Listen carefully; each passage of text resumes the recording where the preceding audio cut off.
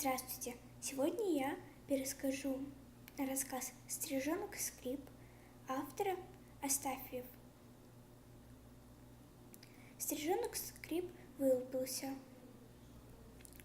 и ему было холодно, и он укрылся под маминым крылом. Потом мама вылетела, и Стриженок Скрип даже этого не заметил. Когда она возвращалась, она принесла капельку воды и дала ее Скрипу. Ему очень понравилось, и он сказал: «Скрип», а мама ласково ответила: «Скрип, скрип».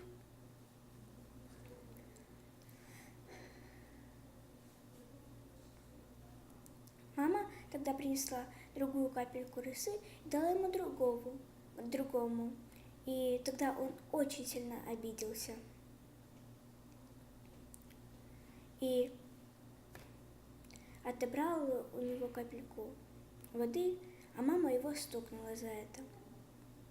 Потом произнеслось страшное слово «тил», и тогда наша мама уронила капельку и тоже прокричала «тил» и полетела. Оказалось, это большой сокол. Он был умен и хитр, поэтому он сдался. И тогда вожак прокричал «победный тил», но мама Скрипа хотела до конца завершить это дело, чтобы он больше никогда не возвращался. И сокол резко вернулся и взял маму Скрипа и улетел. Наступила ночь, и вожак пришел к маленьким деткам и укрыл их своими перьями. На утро к ним пришла соседка и дала очень большого комара. И опять наступила ночь, и пришел вожак. Тоже их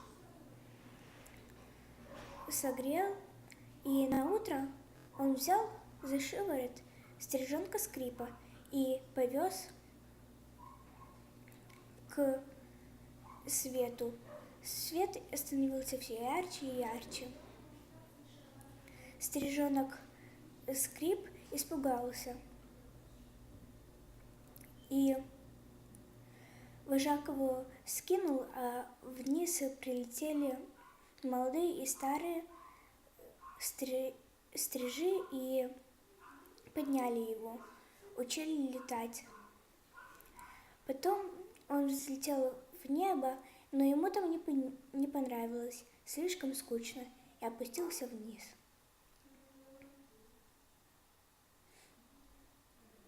И до свидания.